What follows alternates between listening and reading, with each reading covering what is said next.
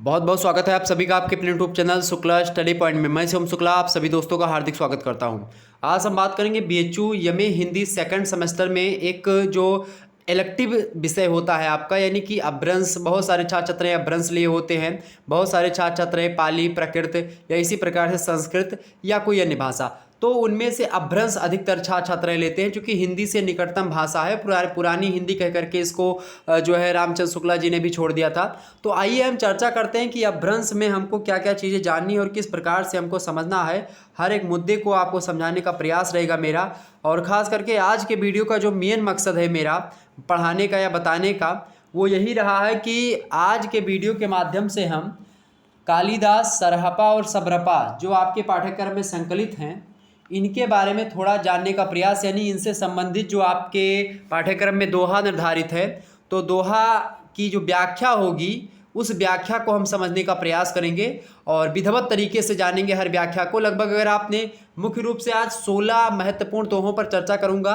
तो कालिदास का एक ही दोहा आपके पाठ्यक्रम में संकलित है और उसके बाद में सरहपा का और कन्हपा का, ठीक है। तो दोनों के बारे में हम चर्चा करने का प्रयास करेंगे। तो आइए हम चर्चा करते बिना समय गवाए हुए इनके दोहों की व्याख्या के बारे में। हालांकि और वीडियोस नहीं बना पाए हैं, टाइम नहीं मिला मुझे, चूँकि मुझे भी पढ़ना था। मैं भी खास करके इसी की प्रिपरेशन कर रहा हूँ, मैं भी पढ़ ही रहा हूँ और काशी हिंदू विश्वविद्यालय का छात्र भी हूँ। तो इसीलिए आपको बता दूं कि हमारे सहपाठी बहुत ज़्यादा परेशान थे, तो हमने सोचा क्यों ना चलिए एक वीडियो इसी बहाने अपना भी रिवीजन हो जाएगा और आप लोगों का भी रिवीजन हो जाएगा। तो इसीलिए मैंने इस वीडियो को कहीं ना कहीं भी बनाने का प्रयास किया और आप लोगों का बस साथ चाहिए, थोड़ा सा लाइक वगैरह कर दीजिएगा, शेयर कर दीजिएगा सभी दोस्तों के पास अपने। चलिए तो बात करते हैं अपभ्रंश साहित्य, ठीक है, इसके बारे में, इसकी व्याख्या के बारे में। सबसे पहले कालिदास का एक दोहा आपके पाठ्यक्रम में निर्धारित है सिलेबस के अकॉर्डिंग। तो आइए देखते हैं कि आखिरकार इस दोहे की व्याख्या और इस दोहे का मेन मकसद क्या है, इसके बारे में समझने का थोड़ा सा प्रयास करते हैं टूटी फूटी शब्दावली में। ओके, मैं कोई टीचर तो हूँ नहीं, बस छात्र हूँ और छात्र के नाते बस एक छात्र का अपना कर्तव्य थोड़ा सा निभा रहा हूँ आपके लोगों के लिए ही। तो यहाँ पर देखिए कालिदास विक्रमोर्वशीयम, ठीक, तो इनकी रचना है विक्रमोर्वशीयम कालिदास जी की। इनका एक ही दोहा हम लोगों को पढ़ना है और ये दोहा शायद मेरे हिसाब से जो है परीक्षा में आ भी सकता है। दोहा क्या है, थोड़ा सा देखिएगा, ये पढ़ने में थोड़ा सा क्या होता है, जहाँ पर यहाँ पर जो है ड़ा है, इसको हम ना पढ़ लेंगे, ज़्यादा बेटर तरीके से उच्चारण हो सकेगा, ठीक है। और जहाँ पर आ मिल रहा है ये माँ का उच्चारण हो जाता है, या वा का उच्चारण यहाँ पर आ के स्थान पर। इसी प्रकार से कई सारे नियम हैं। अब नियम पर चर्चा करेंगे तो बड़ा लंबा वीडियो हो जाएगा, बस थोड़ा सा मैं चर्चा करने आया था ताकि आपको भी थोड़ा रिविज़न हो जाए, ठीक। चलिए, तो मैं जान्यू म्यू लोमड़ी निस अरु कोई हरेई और जाऊ नु नौ तड़ी सामलो धारा हरु वर्षेई। यानी कि यहाँ पर जो है कालिदास जी यह दिखाने का प्रयास करते हैं। कालिदास जी कहते हैं कि मैं जान्यू म्यू लोमड़ी, यानी कालिदास का नायक ये कह रहा है कि मुझे ऐसा प्रतीत हो रहा है, मैं जान्यू यानी मुझे लग रहा है, म्यू लोमड़ी, म्यू माने होता है मृग, लोमड़ी माने होता है लोचन, यानी ऐसी नायिका जिसकी आंखें मृग के समान है, यानी मृग लोचनी मेरी प्रिय, मेरी नायिका, ऐसा लग रहा है मानो उसको कोई हर के ले जा रहा है, कोई निस अरु माने निश्चर, कोई निश्चर जो है उसको हर लेके जा रहा हो। हरण समझ रहे हैं ना, तो कोई निश्चर, ऐसा लग रहा है कि कालिदास के नायक की जो नायिका है, जिसका जो नेत्र है वो मृग के समान है, उस मृग के समान नायिका को कोई निश्चर हर लेके जा रहा है। कैसा, कब प्रतीत हो रहा है, जब प्रतीत हो रहा है जाऊ नु नौ तड़ी सामलो, ऐसा तब प्रतीत हो रहा है मेरे प्यारे दोस्तों कि सामलो धारा हर वर्षे, यानी ऐसा लग रहा है कि कोई धारा से युक्त, यानी बहुत ज़्यादा जल को भरे हुए, जब एक बादल अपने विकराल रूप को धारण करते हुए, जब मेघ गर्जना करते हुए और आकाश मार्ग से उड़ता हुआ जाता है हवा के झोंकों के माध्यम से, तो उस प्रकार से यहाँ पर लग रहा है इनको। यानी कि जब मौसम होता है बरसात का और बादल उड़ रहे होते हैं और उस बादल काला हो जाता है, चूँकि उसमें पानी भरा हुआ है, हवा के माध्यम से धीरे धीरे बादल उड़ रहा है, तो ऐसा लग रहा है इसको, और उसी में से बिजली भी चमक रही, तो ऐसा लग रहा है इसको, किसको, उसके कालिदास के नायक को लग रहा है क्या, कि उसकी कोई मृग के आंखों वाली नेत्री माने प्रेमिका है, उस प्रेमिका को मानो कोई निश्चर हर लेके जा रहा हो, बादल को देख करके ऐसा प्रतीत हो रहा है। किसको? चाहे कालिदास के बारे में या उनके जो है कहीं ना कहीं पे नायक के बारे में ये बातें कही जा रही हैं। तो ये चीज़ें हो गई, व्याख्या समझ में आ गई। यहाँ पर आपको मैं बता दूं कि यहाँ पर मानवीकरण किया गया है। ठीक, मानवीकरण, यहाँ पर मानवीकरण अलंकार की उत्पत्ति भी आप देख सकते हैं। ये विक्रमोर्वशीयम के चतुर्थ अंक का दोहा है सॉरी। तो यहाँ पर आप लोगों ने देखा, इसकी व्याख्या विस्तार से इतना लिख देंगे, बहुत है यार, नंबर अच्छा मिलेगा। अगला आते हैं आपके सरहपा। सरहपा की बात, ये तो मुख्य कवि रहे हैं, ये मतलब कि मुख्य रूप से अगर इनके बारे में बात की जाए तो ये मुख्यतः भूमिका निभाते हैं। ठीक है, सरहपा के बारे में। और ये मुख्य रूप से व्यंग करते हैं। व्यंग कहने के क्या कि इन्होंने कहीं ना कहीं पे अभ्रंश साहित्य जब आप पूरा पढ़ेंगे तो ये स्तुति, सूक्ति, नीति, इन्हीं सब पर आपको आधारित मिलेगा। और ख़ास करके जब हम सरहपा, सबरपा इन सभी को पढ़ते हैं या जो है कान्हपा को पढ़ते हैं तो इनमें आप देखेंगे बहुत ज़्यादा कहीं ना कहीं पे जो लोक शास्त्र रहा है उसके प्रति आक्रोश की भावना दिखाई पड़ती है। सरहपा कहीं ना कहीं पे बाह्य आचार, कर्मकांड, पाखंड, दिशाहीन, शस्त्र ज्ञान, इन सभी का, मंत्र का, मंदिर का, भावहीन पूजा, तीर्थाटन, ढोंग, इन सभी का तीव्र तरीके से खंडन करते हैं, बहुत कड़ा प्रहार करते हैं इन सब पर। ठीक है, और सरहपा कई तरीके से कहते हैं, यहाँ तक कि इन्होंने कहा कि किंता तिथि तपोवन जाई और मोक की लभई पानी निहाई, यानी कि ये कह रहे हैं कि सन्यासी व्यर्थ जो है वो लंगूटी लगा करके, जटा धारण करके दीप, नैवेद्य, मंत्र, मंदिर, तीर्थ, तपोवन, गंगा स्नान करते हैं, क्या इससे कभी मोक्ष की प्राप्ति होती है? ये बताने का प्रयास कर रहे हैं इनके माध्यम से। ठीक है, हालांकि सारी बातें एकदम से सत्य प्रतीत नहीं होती, चूँकि हर पहलू के अपने अपने कहीं ना कहीं पे क्या होते हैं, निगेटिव और पॉजिटिव पॉइंट होते हैं। तो किसी धर्म का या किसी शास्त्र का, किसी पुस्तक का केवल निगेटिव पॉइंट को बाहर ला करके जो है दिखाना, सकारात्मक पॉइंट को ना दिखाना, ये भी कहीं ना कहीं पे एक प्रकार से थोड़ा सा दूसरे तरीके का कार्य हो जाता है। हालांकि चले हम समझते हैं थोड़ा सा इनके बारे में। ठीक, इनकी अगर बात की जाए सरहपा की, तो सरहपा 760 ईस्वी के आसपास बताए जाते हैं। और राहुल सांकृत्यायन ने जो है खास करके इन सब पर गहरा शोध किया, अध्ययन किया है।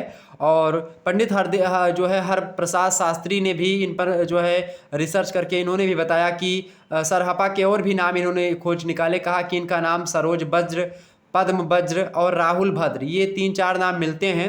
राहुल सांकृत्यायन का सरहपा नाम बताते हैं। सरहपा नाम इसलिए चूँकि कहीं ना कहीं पे आप देखेंगे कि ये जो है समय बीता जाता है, ब्रजयान से विशेष रूप से प्रभावित हो जाते हैं ये सरहपा। और एक सर माने क्या होता है? बाण। तो बाण बनाने वाली एक कन्या होती है, उसको जोगनी बना करके जंगल में रहने लगते हैं। और कहा जाता है यहीं से इनका नाम सरहपा पड़ा। ठीक है, सरहपा, पा लगा करके उनकी इज्जत सूचक, सम्मान सूचक शब्दावलियों का प्रयोग है, पा लास्ट में लगता है।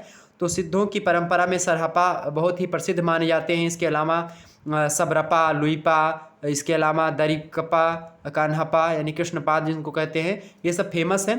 तो आइए हम इनके दोहों की व्याख्या को समझ लेते थोड़ा सा। देखें, जाव न आप जनित जय, ताव न शिष्य करे, अंधा अंध कढ़ाओ तिम, बेण वी कू परे पने। मतलब कि यहाँ पर कह रहा है कि जाव न आप जनित जय, यानी जब तक आप ना जाने, किसको? ताव न शिष्य करे, जब तक आप किसी के बारे में विस्तार से ना जान ले कि वो आपको भवसागर से उस पार निकाल पाएगा या नहीं निकाल पाएगा, तब तक ना तो आपको मतलब कि ये गुरु और शिष्य के धर्म को निर्धारित करते हुए उसकी कर्म निष्ठा को बताने का प्रयास यहाँ पर रहा है इनका, सरहपा महोदय का। और ये कहते हैं कि जब तक आप ये ना जान जाएं कि शिष्य कैसा है और उसके आंतरिक और बाह्य जो है जो चीज़ें हैं उसका मूल्यांकन कर लें आंतरिक और बाह्य तरीके से, उसके बाद में चाहे शिष्य करें और चाहे गुरु बनाएं। तुलसीदास जी भी इसका समर्थन कहीं ना कहीं पे आप देखिएगा रामचरितमानस के माध्यम से करते हैं। कहते हैं कि जब तक गुरु मिले नहीं सांचा, तब तक गुरु करो 10 पाँचा।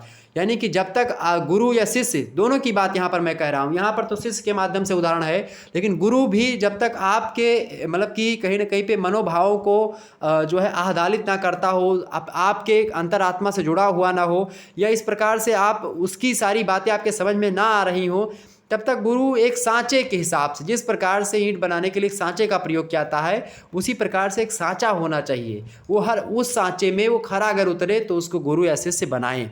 तो यहाँ पर इसी बात पर भी जोर है, जाओ ना आप जनिज, जब तक आप उसको विधिवत तरीके से जान ना लें, ताओ न शिष्य करे, तब तक आप उस शिष्य ना बनाएं। और अगर बना लेंगे तो क्या होगा, क्योंकि क्यों ऐसा ना करें इसका भी उदाहरण क्षति मतलब इसमें पूर्ति की गई है, यानी कि समस्या की पूर्ति भी आप देखेंगे। पहली लाइन तो समस्या बता रही है कि आप ऐसे शिष्य को ना करें, समस्या पूर्ति यहाँ पर आप दिखा सकते हैं विशेष में कि यहाँ पर समस्या पूर्ति की गई है। तो यहाँ पर ये दिखाने का प्रयास कि जब शिष्य ऐसे जब व्यक्ति को नहीं जानेंगे कि शिष्य कैसा है, मान लेते हैं डाकू अभी निकल गया, फिर कुछ लुटेरा निकल गया या हत्यारा निकल गया, तो रतिये में सब निपटा के निकल गया, तो क्या करोगे फिर। तो ये समझना पड़ेगा क्यों इसकी समस्या पूर्ति दूसरी लाइन में कर रहा है, यहाँ पर सरहपा कर रहे हैं कि अंधा अंध कढ़ाऊ तिम बेन विकूव पणे, यानी जिस प्रकार से आप देखते हैं अगर अंधा का साथ करेंगे तो वो कभी आपको जो है नहीं निकाल पाएगा, चाहे कुआं हो चाहे भवसागर हो। कू माने होता है कूप, कूप माने होता है कहते हैं कूप मंडू, कूप माने होता है कुआं, ठीक है। तो कुआं में अगर कोई व्यक्ति पड़ा हुआ है, मतलब आप अंधे के साथ करेंगे तो आप कुएं में ज़रूर गिरेंगे, ठीक, भवसागर से आप उस पार नहीं जाएंगे। यानी कहने का मतलब है जो आपका गंतव्य है, जो आपका लक्ष्य है, उस लक्ष्य तक आप कभी नहीं पहुंच पाएंगे जब तक आप जान पहचान करके शिष्य या गुरु ना कर लें। यहाँ पर इसका शिष्य गुरु धर्मिता पर आधारित ये दोहा रहा है, ठीक। तो इस प्रकार से आप लिख सकते हैं। आगे बढ़ते हैं मित्रों, अगला दोहा आपकी स्क्रीन पर आ चुका है और सरहपा का तीसरा नंबर दोहा कि नौ तंग बाही गुरु का है, नौ तौ बुझई शीस, सहज अभियु रस सवल जग, कासु कहिजय कीस। यानी कि नौ तय बाही गुरु का है, नौ तो बुझे शीस, यानी परमात्मा के महात्म को बताते हुए यहाँ पर सबरपा महोदय कहने का प्रयास करते हैं कि उस परमात्मा को ना तो गुरु के द्वारा बयां किया जा सकता है, गुरु तो ना उनके बारे में विस्तार से बता सकता है। गुरु यहाँ तक कहने का मतलब ये है कि तुलसीदास जी ने तो यहाँ तक कहा, भाव साम्य में आप लिख सकते हैं कि तुलसीदास जी महाराज तो कहते हैं कि कहीं न सके शारदा से, शारदा माने शारदा मैया, माता सरस्वती, जिनके कहीं ना कहीं पे विद्वता की घर हैं, वो भगवान की महिमा उनका गुणगान गान करने में सक्षम नहीं होती हैं। और इसके अलावा शारदा शेष, शेष माने वो शेष नहीं बचा कुचा, शेष माने शेष नाग, शेष नाग मतलब कि जिसके 1000 फण हैं और उस 1000 फण में एक एक जीभ में 2-2 कामे लगे हुए हैं, यानी कि एक जीभ नहीं है सांपों के, 2-2 जीभ होती है। तो 2-2 जीभ, एक 1000 फण, वो शारदा मैया जो विद्युता की घर है, वो शेष नाग जिसके 1000 फण है, 1000 फण में हर जीव में 2-2 कामे निकले हुए हैं। इस प्रकार के विद्वज्जन, इस प्रकार से कहीं ना कहीं माध्यम वाले, बोलने का माध्यम जीव रखने वाले शेष नाग उन भगवान की व्याख्या करने में सक्षम नहीं है, तो हम मनुष्य कैसी किस प्रकार से उस परमात्मा की व्याख्या कर सकते हैं। बिन उपग चले सुनई बिन काना, इसके अलावा आनंद रहित सकल रस भोगी, बिन बानी बक्ता बर जोगी। तुलसीदास महाराज जितना ज्ञानी जो है कौन हुआ है, यहाँ तक कि नहीं पूरे भारत की मैं बात नहीं कर रहा हूँ, विश्व स्तर के कवि में अगर बात करें तुलसी महान नायकों में से एक है। हालांकि चलते हैं यहाँ पर, तो तुलसीदास जी का यहाँ पर विशेष में भाव साम्य में आप लिख सकते हो।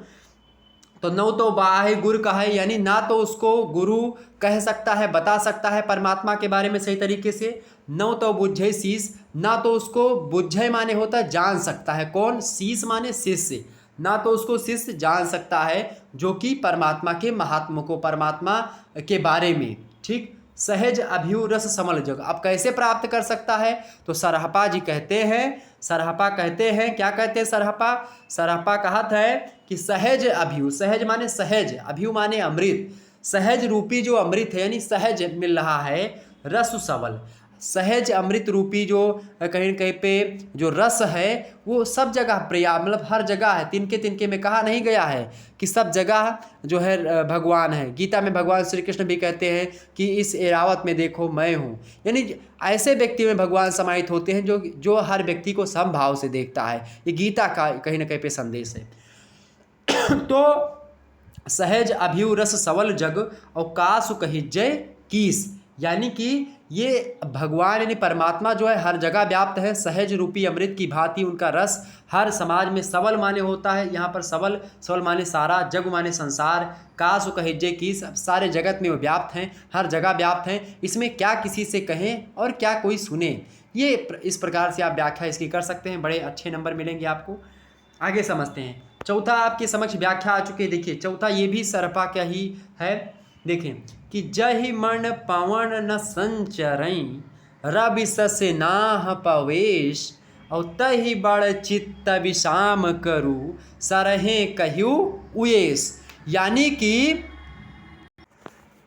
तो चलिए आगे बढ़ते हैं कि जहि मन पवन न संचरे, रवि सस नाह पवेश, और तहि बड़ चित्त विषाम करू, सरहे कहू वे। सरहे माने होता है सरहपाद, यानी कि सरहपाद माने जो सरहपा है, ठीक।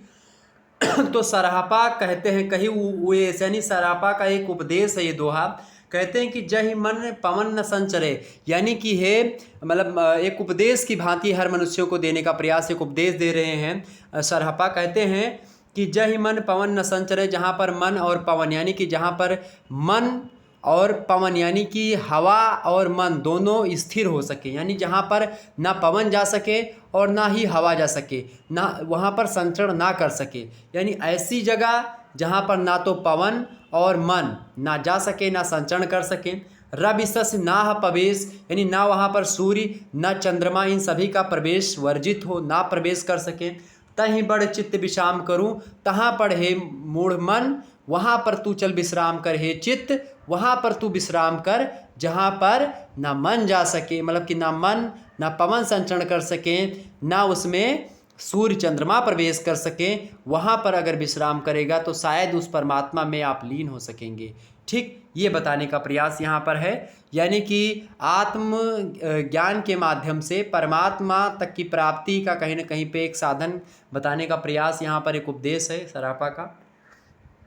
अगला दोहा है, आप देखिएगा पांचवा दोहा, आई न अंत न मध्य नौ, नौ भव नौ निब्बान, और एहु सो परम महासुहु, नौ पर नौ अपान।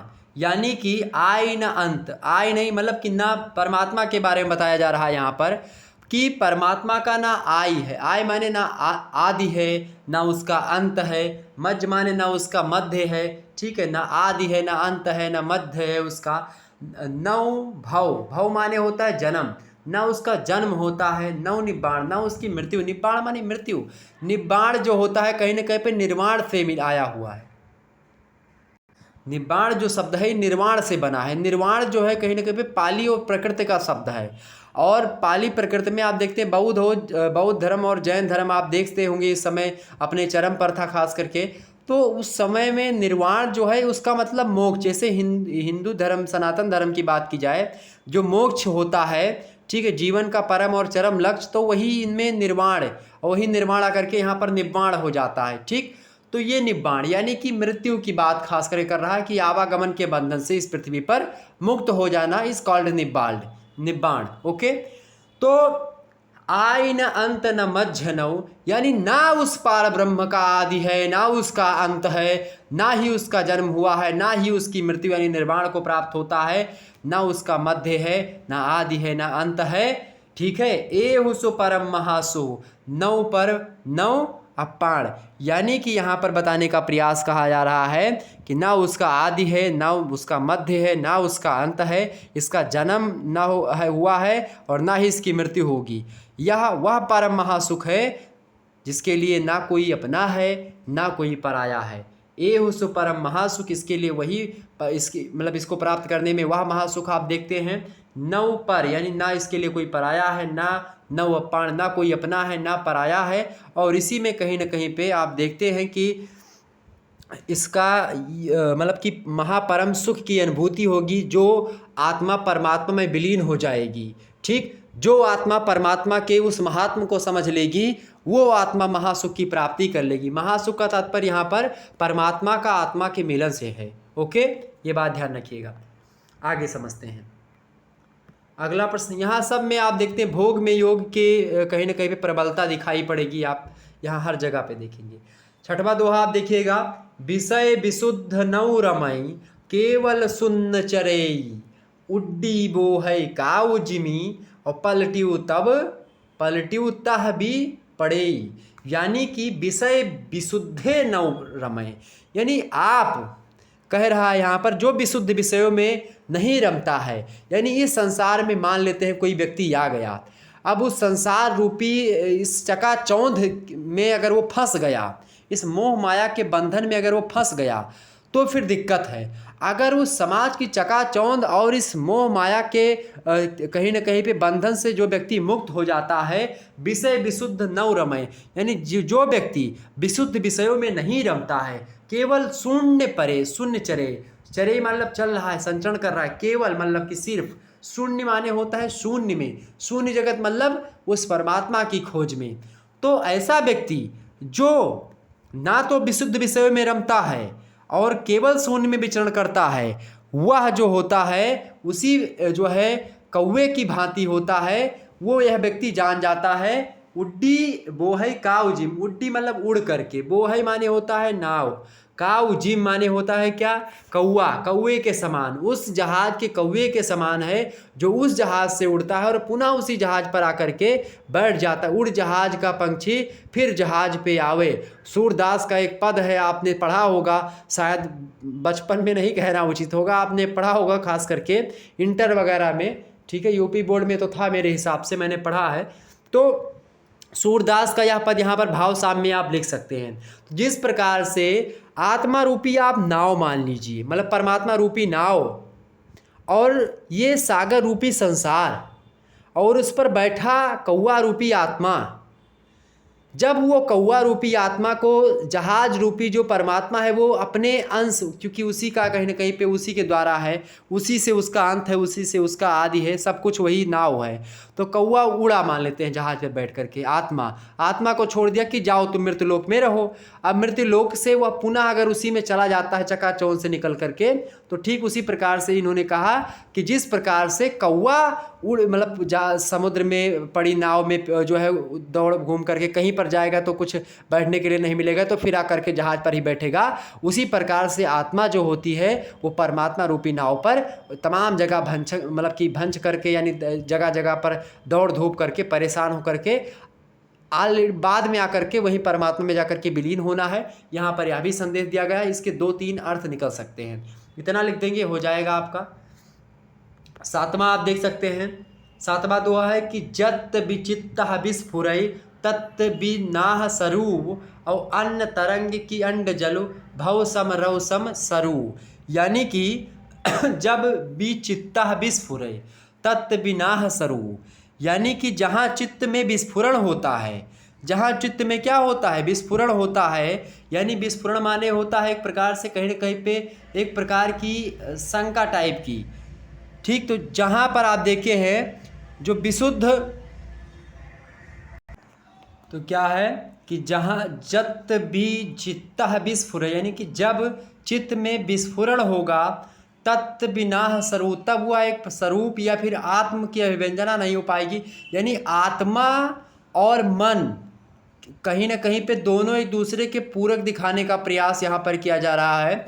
आत्मा और मन, इन दोनों को कहीं ना कहीं पे तुलना की जा रही, किससे, अन्न तरंग की अंड जलु भव सम रव सम सरू। यानी कि जिस प्रकार से जो है तरंग और जल में संबंध है, तरंग और जल इन दोनों में जिस प्रकार का संबंध है, इसी प्रकार से जिस प्रकार से और एक उदाहरण के माध्यम से भव और शून्य, जिस प्रकार से भव और शून्य यानी रव सम सरू, यानी जिस प्रकार से भव यानी कि भव और शून्य से संबंध है, जिस प्रकार से तरंग और जल से संबंध है, ठीक उसी प्रकार से आत्मा और मन से संबंध है। भला ये आत्मा या भला ये मन विस्फुरण होकर के जाएगा तो कहाँ जाएगा, यानी कि जब भी चित्त विस्फुरे तत् विनाह सरू, ठीक। और अन्न तरंग की अंड जल भव सम रव सम सरू, यानी कि जहाँ चित्त में विस्फुरण होता है वहाँ स्वरूप नहीं है। क्या तरंग अन्य है और जल अलग है? वही दोनों एक मतलब एक ही से मिले जुले हैं। तो यही आत्मा और मन के साथ भी है। आगे समझते हैं। अगला 8वां दोहा आपकी स्क्रीन पर आ चुका है सुन्न संग म करहि तुहु जाहि तहि सम चिंतस्य और तिल तुस मत बिसलता बेयणु करई अवस्सु।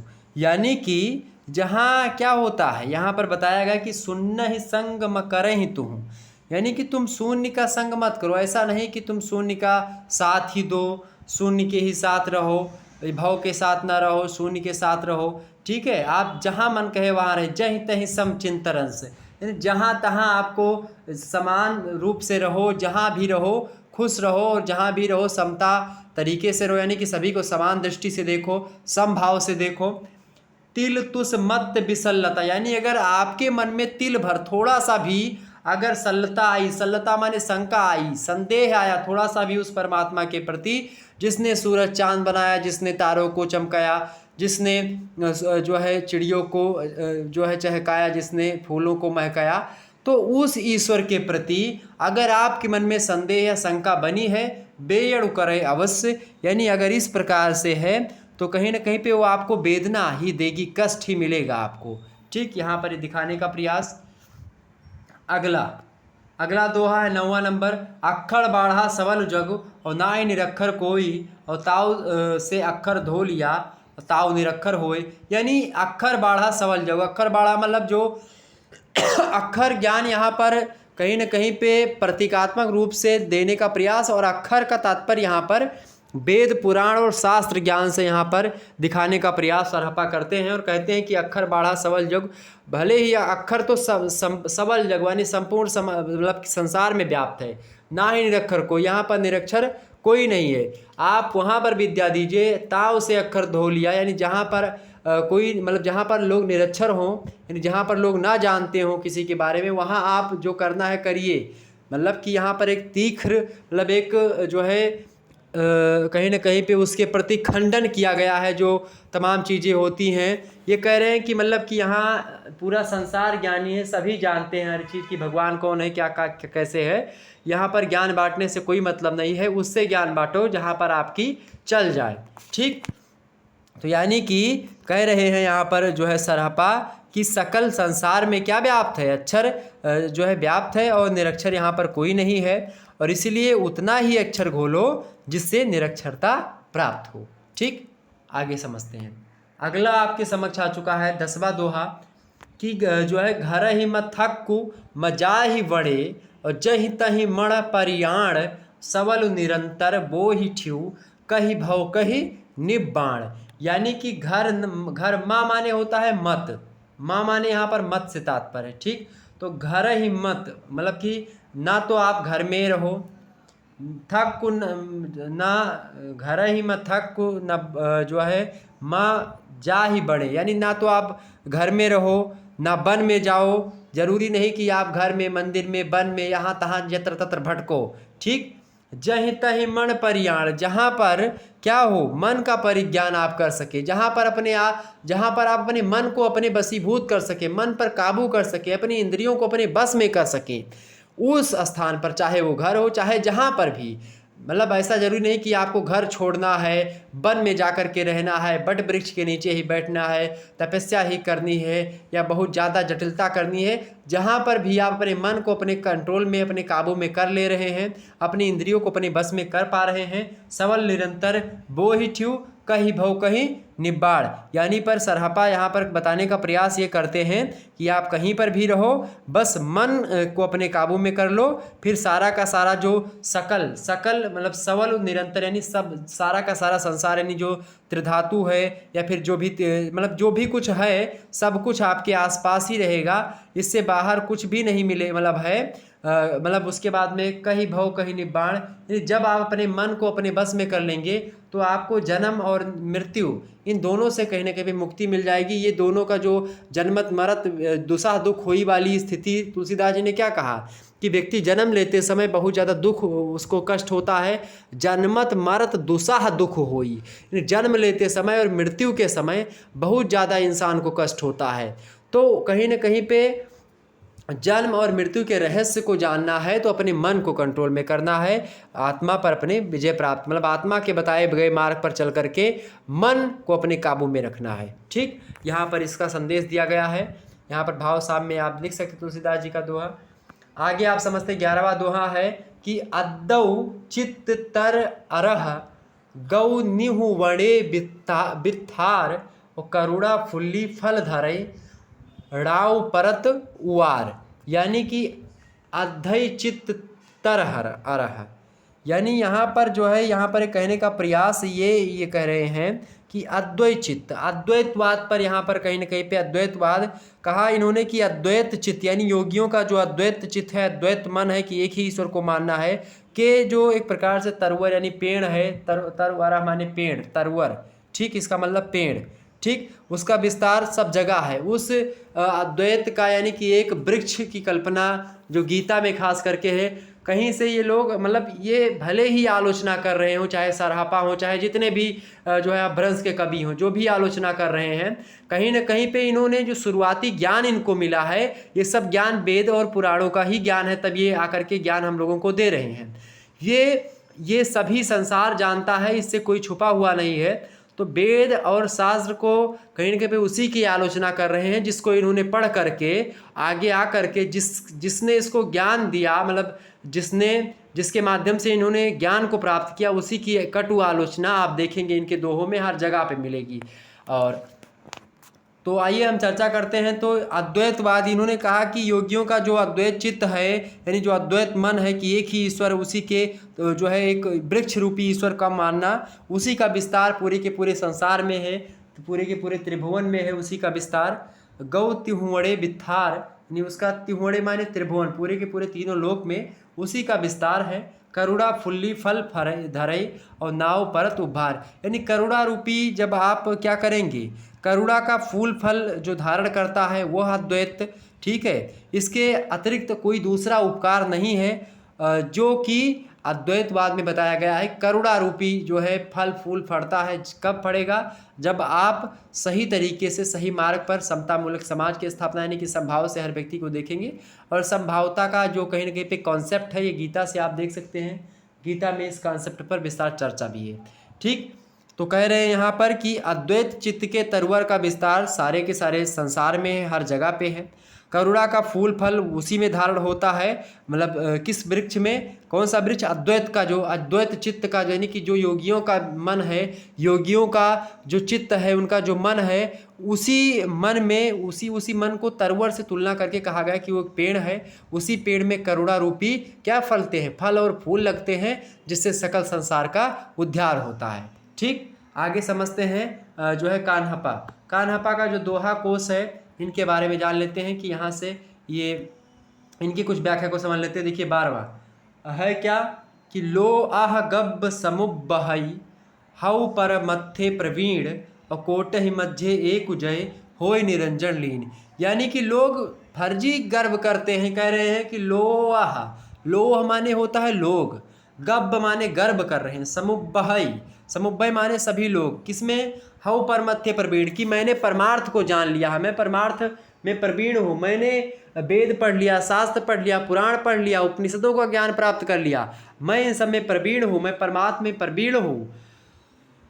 तो यहाँ पर जो है कान्हपा कहते हैं कि लोहे गब्बे, लोग फर्जी भ्रम पाले हुए हैं, लोग फर्जी ही गर्व करते हैं अपने आप पे कि हमने सब कुछ प्राप्त कर लिया, प्रवीण हो गया मैं परमात्मा में, कोटि ही मध्य एक उजय, जबकि बात तो ये है कि करोड़ों में कोई एक होता है जो कि निरंजन लीन होता है, जो उस निरंजन रूपी परमात्मा में लीन होता है, विलीन होता है, अपने आप को उसमें मिला देता है, जिस प्रकार से पानी में नमक अपने आप को गला लेता है, ठीक उसी प्रकार से। तो यहाँ पर कान्हपा महोदय ये संदेश देना चाह रहे हैं। अगला दोहा आपकी स्क्रीन पर आ चुका है, आप देख सकते हैं। अगला दोहा कौन सा है, आगम बेय पुराणे है, आगम माने होता है आगम, वेद माने होता है वेद, पुराणे माने पुराण, आगम वेद पुराण जो है, पंड्युमाण वणंत, यानी जो पंडित हैं, यहाँ पर ब्राह्मणों की कटु आलोचना की गई है, जो है ज्ञान देते हैं, जो वेद पुराण शास्त्र आगम पढ़ करके उसी के मार्ग पर चलते हैं, उनके प्रति कटु आलोचना यहाँ पर कान्हपा महोदय करते हैं। कहते हैं कि आगम वेद पुराण पढ़ करके पंडित लोग जो हैं, जो विद्वान लोग हैं, या फिर जो ब्राह्मण लोग हैं, वो उसी रास्ते पर चलते जा रहे हैं, वेद और पुराण के रास्ते पर, केवल उसके पथ पर चलते जा रहे हैं, पक सिरफले अलिउजिम। किस प्रकार से? जिस प्रकार से एक पके हुए फल के चारों ओर अलियू माने क्या होता है? अलियू माने भंवरा, यानी भंवरा जिस प्रकार से किसी पके हुए फल के चारों तरफ घूमता रहता है, जिम बाहेरे भनंत, यानी जिस प्रकार से भंवरा एक पके हुए फल के चारों तरफ घूमता है, भ्रमण करता रहता है, ठीक इसी प्रकार से आगम वेद शास्त्र पुराण इन सब को पढ़ने वाले व्यक्ति क्या करते हैं? मार्ग उसी के पथ पर बहते चले जाते हैं। उनका लक्ष्य निर्धारित नहीं होता है, वो अपने लक्ष्य की प्राप्ति नहीं कर पाते हैं, ऐसा ये कहने चाह रहे हैं। यानी जिस प्रकार से भंवरा जो होता है उस पके हुए फल के चारों तरफ मंडराता तो है लेकिन उसका रसपान नहीं कर पाता है, यहाँ पर ये संदेश देने का प्रयास कर रहे हैं। लेकिन वहीं पर मधुमक्खी भी आती है, वो फल का जो है बाहर से ही रस चूस लेती है, आपको पता होगा शायद।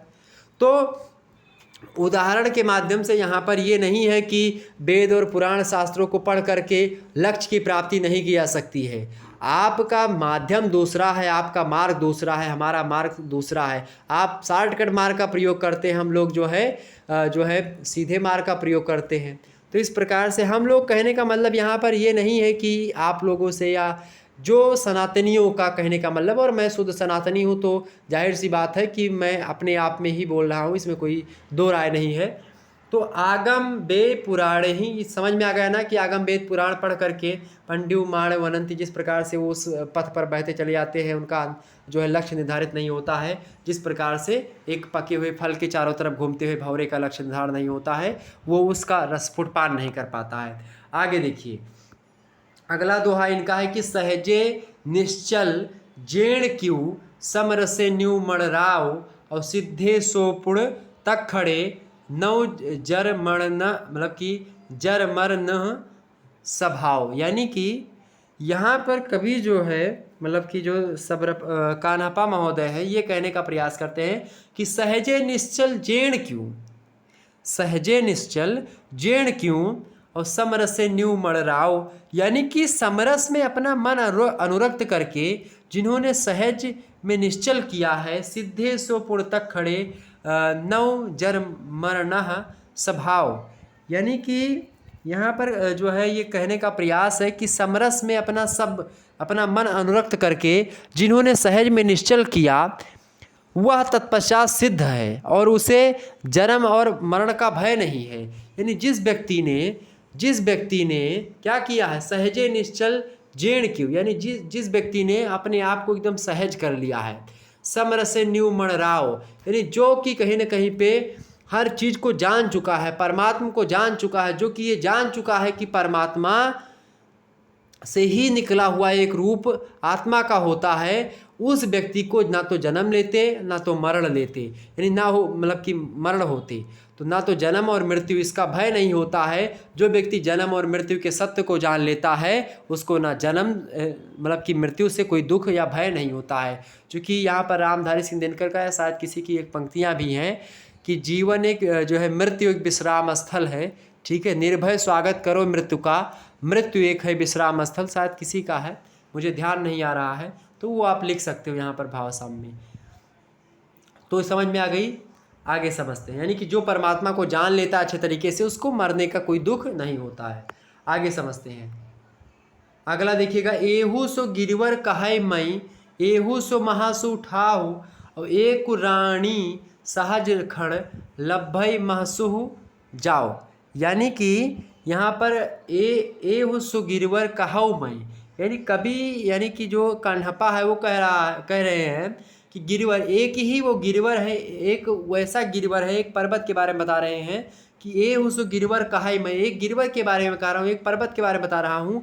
ए उसो महासुख ठाव, यानी कि वो महासुख प्राप्त करने का एक ठाव है, एक स्थान है, उस पर्वत के बारे में बता रहा हूँ जहाँ से आप उस परमात्मा की प्राप्ति हो जाएगी। एक राणी सहज खड़ लभई महासुख जाओ, यानी कि जो है मैंने यही कहा या मैं कहा कि यही वह गिरवर है और यही वह महासुख का ठाव है, सहज क्षण की एक ही रजनी जिसमें महासुख प्राप्त कर लेता है, यही वह स्थान है। यानी कि जो पहला दोहे की व्याख्या दूसरे दोहे में यहाँ पर आकर के यहाँ पर हुई है, यानी कि सहजे निश्चल जेव जीव, ठीक, यानी कि जिस प्रकार से अगर आप परमात्मा को अच्छे तरीके से जान लिया समरसता के भाव से, समभाव से, तो वही चीज़ आकर के आपको कहीं ना कहीं पे वही एकमात्र स्थान है जहाँ पर आपको महासुख की प्राप्ति हो पाएगी। ठीक, अगला और आज की वीडियो का लास्ट जो है दोहा कि जिम लोण बिलित जई पनिहै तिम धरड़ी लई चित्त। ठीक, और समरस जाय तक खड़े जय पुणु ते सम नित्य। यानी कि यहाँ पर बताने का प्रयास है, कान्हापा कह रहे हैं कि जिस प्रकार जिम लोण बिलित जई पानी है, यानी जिस प्रकार से लोण माने होता है नोन, नोन माने होता है नमक, यही लोण जो होता है अर्धमागधी भाषा का ये शब्द है, और अर्धमागधी का यही लोण जो हो करके अवधि में जाकर के नोन हो जाता है। ठीक है, और जिसको हिंदी में नमक कहते हैं, लवण। तो जिम लोन बिलज्जय, यानी जिस प्रकार से बिलज्जय माने होता है मिल जाता है, मिल जाना, घुल जाना। जिस प्रकार से नमक जो होता है पानी है, पानी में नमक जिस प्रकार से मिल जाता है, तिम धरणी लय चित्त, यानी उसी प्रकार से अपने चित्त को, अपने मन को जो है उसमें मिला दीजिए। किस में मिला दीजिए? ज्ञान मतलब कि कहीं ना कहीं पे अर्जित करके उस परमात्मा में मिला दीजिए। यानी कि ज्ञान रूपिणी जो गृहिणी है उसको लेकर के चित्त कहीं ना कहीं पे उसको समरसता के भाव में मिला दीजिए, उसमें ले जाइए। क्या हो जाएगा तब? समरस जाए तक खड़े, जब समरसता के पास आप चले जाएंगे ज्ञान प्राप्त करने के बाद में, जय पुण्यते समनित, यानी उसके समान कोई कहीं ना कहीं पे कोई चीज़ है नहीं, वही परम सुख, वही महासुख, वही सब कुछ है।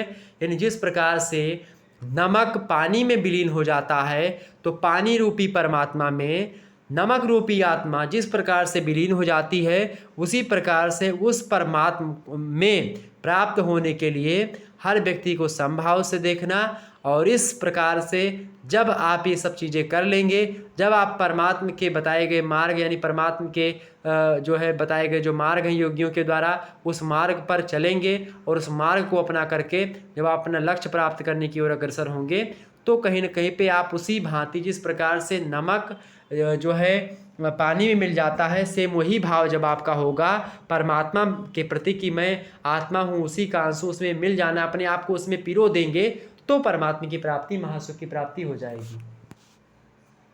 तो ये चीज़ यहाँ पर है। तो कान्हापा का ये दोहा यहाँ पर आपका समाप्त हुआ। तो 16 दोहों की व्याख्या आज लगभग हमने देखी। आगे हैं आपके देवसेन, ठीक है, सावय धम्म दोहा इनका है। अब टाइम तो नहीं है, अब बाकी इतना तो हमने सोचा कि कुछ ही मदद कर दी जाए, कुछ ही वीडियो हो जाए तो ज़्यादा बेटर रहेगा। चलिए फिर मिलते हैं नेक्स्ट वीडियो में, तब तक के लिए जय हिंद, जय भारत। आप सभी का बहुत बहुत धन्यवाद हमारे साथ जुड़ने के लिए।